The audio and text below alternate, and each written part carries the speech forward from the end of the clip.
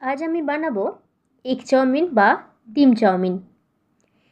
এই ডিম চাউমিন বানাতে আমার যে যে উপকরণগুলি লাগবে সেগুলি হলো চাউমিন, গাজর, ক্যাপসিকাম, পেঁয়াজ, আদা, রসুন, কাঁচা লঙ্কা আর ডিম। সমস্ত সবজিগুলোকেই আমি পাতলা পাতলা আর লম্বা করে চাউমিনের আকারে কেটে নিয়েছি। এরপর কড়াইতে কিছুটা জল দিয়ে জলটা গরম করে তাতে কয়েক ফোঁটা সাদা তেল দিয়ে চাউমিনগুলো দিয়ে দিলাম সিদ্ধ হবার জন্য। চাউমিনটা সিদ্ধ হয়ে যাবার পর একে নামিয়ে জলটা ঝুড়ির মধ্যে ঢেলে ছেঁকে নিলাম।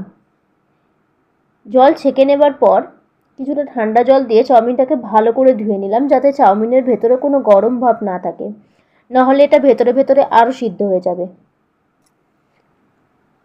এরপর চাউমিনটাকে জল ঝরানোর জন্য এইভাবে ঝুড়ির মধ্যেই ছড়িয়ে দিলাম।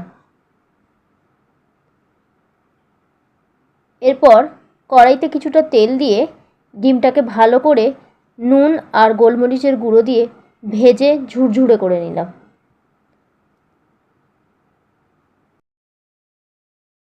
ডিম ভাজার পরেই কড়াইতে আবার কিছুটা সাদা তেল দিয়ে সমস্ত সবজিগুলো আমি একে একে ভেজে নেব। প্রথমে এতে দিয়ে দিলাম রসুন কুচি, এরপর এতে গাজর, কেটে রাখা ক্যাপসিকাম দিয়ে একটু ভালো করে নেড়ে চেড়ে দিয়ে দিলাম এর মধ্যে কুচানো আদা। এরপর আবার একটু ভালো করে নেড়ে চেড়ে ভাজা হবার জন্য রেখে দিলাম। এই সময় একটা সসের মিশ্রণ আমি বানিয়ে নেব। এর জন্য একটা বাটির মধ্যে নিয়ে নিলাম কিছুটা tomato sauce, red chilli sauce, green chilli sauce, soya sauce, vinegar আর কিছু পরিমাণ জল।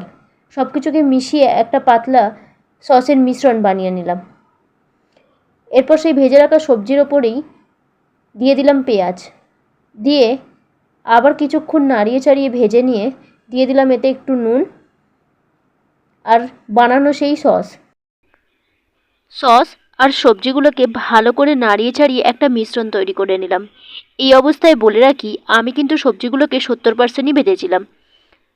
চাউমিনের সবজি এরকমই ভাজতে হয়, বেশি ভাজতে নেই।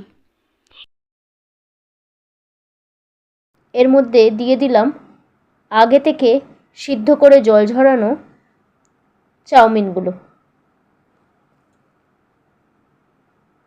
চাউমিনটা দিয়ে এরপর ভালো করে একটু নাড়িয়ে চাড়িয়ে সস আর ওই সবজির মিশ্রণের সঙ্গে মিশিয়ে নিলাম। এরপর এর মধ্যে দিয়ে দিলাম আগে থেকে ভেজে রাখা ডিমের ভুজিয়া আর কাঁচা লঙ্কা দিয়ে আবার কিছুক্ষণ নাড়িয়ে চাড়িয়ে একটু গোলমরিচের গুঁড়ো মিশিয়ে নাড়িয়ে নিলেই তৈরি হয়ে গেল আমার ডিম চাউমিন।